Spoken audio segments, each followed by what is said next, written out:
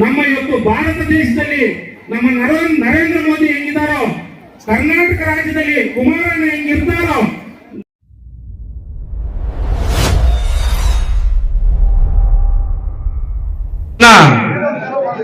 ನಮ್ಮ ಗುಡುಪಲ್ಲಿ ಗ್ರಾಮದಲ್ಲಿ ಕಾಶಿ ವಿಶ್ವನಾಥ ಸ್ವಾಮಿ ಬ್ರಹ್ಮರಥೋತ್ಸವ ಅಂಗವಾಗಿ ಈ ಕಾರ್ಯಕ್ರಮವನ್ನ ಏರ್ಪಡಿಸಿದ್ದಾರೆ.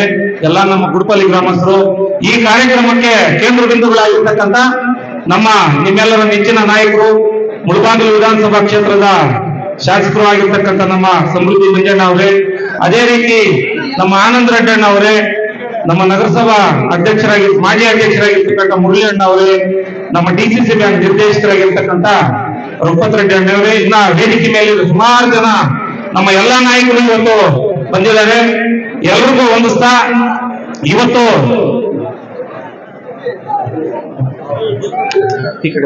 ಒಂದು ವಿಶೇಷ ದಿನ. ಯಾಕೆ ಮಾತಾಡಬೇಕು ಅಂದ್ರೆ, ಈ ಜನಸಾಗರದಲ್ಲಿ ನಮಗೆ ಮಾತಾಡಕ್ಕೆ ಅವಕಾಶ ಸಿಕ್ಕಿರೋದೇ ಒಂದು ದೊಡ್ಡ ನಮಗೆ ದೇವರು ವರ ಕೊಟ್ಟಂಗೆ. ಎರಡೇ ಮಾತಲ್ಲಿ ಸುಮಾರು 7 ವರ್ಷದಿಂದ ನಮ್ಮ ಮಂಜಣ್ಣ ಅವರು ಬಂದು ಇಲ್ಲಿ ಏನು ಸೇವೆ ಮಾಡ್ತಾ ಇದ್ದಾರೆ, ಯಾವುದೇ ಸೇವೆಗಳ ನಿಲ್ಲಿಸಿಲ್ಲ. ಇವತ್ತು ಓಂ ಶಕ್ತಿ ಆಗ್ಬೋದು, ನಮ್ಮ ಇಂಥ ಕಾರ್ಯಕ್ರಮಗಳು ಯಾವುದೇ ಇರಬಹುದು, ಅದೆಲ್ಲ ಮಾಡ್ಕೊಂಡ್ ಬರ್ತಾ ಇದ್ದಾರೆ. ಮತ್ತೆ ಇವತ್ತು ನಮ್ಮ ರಾಜ್ಯದಲ್ಲಿ ನಮ್ಮ ಸರ್ಕಾರ ಇಲ್ಲ, ಆದ್ರೂ ಕೂಡ ಅವರು ಏನು ಅಭಿವೃದ್ಧಿ ಬೇಕು ಮಾಡ್ಕೊಂಡ್ ಬರ್ತಾ ಇದ್ದಾರೆ.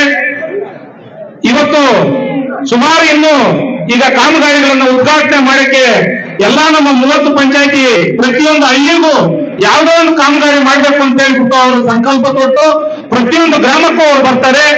ಅದೇ ರೀತಿಯಾಗಿ ನಮ್ಮ ಇವತ್ತು ಭಾರತ ದೇಶದಲ್ಲಿ ನಮ್ಮ ನರೇಂದ್ರ ಮೋದಿ ಹೆಂಗಿದ್ದಾರೋ, ಕರ್ನಾಟಕ ರಾಜ್ಯದಲ್ಲಿ ಕುಮಾರಣ್ಣ ಹೆಂಗಿರ್ತಾರೋ, ಮುಂದಿನ ಮುಖ್ಯಮಂತ್ರಿಯಾಗಿ ಈ 2028ಕ್ಕೆ ನಿಮ್ಮೆಲ್ಲರ ಆಶೀರ್ವಾದದಿಂದ ಸಮೃದ್ಧಿ ಮಂಜಣ್ಣ ಅವರು MLA ಆಗ್ಬೇಕು, ಸಚಿವರಾಗ್ಬೇಕು ಅಂತ ಹೇಳ್ಬಿಟ್ಟು ಕೂಡ ಈ ಸಂದರ್ಭದಲ್ಲಿ ತಮ್ಮೆಲ್ಲರನ್ನೂ ಕೇಳ್ತಾ, ನೀವೆಲ್ಲರ ಆಶೀರ್ವಾದ ಮತ್ತೊಂದು ಸಲ ಅವ್ರ ಮೇಲೆ ಇರ್ಲಿ ಅಂತೇಳಿ ನನ್ನ ಮಾತನ್ನು ಮುಗಿಸ್ತಾ ಇದ್ದೀನಿ. ಜೈ ಹಿಂದ್, ಜೈ ಕರ್ನಾಟಕ ಮಾತ್ರ.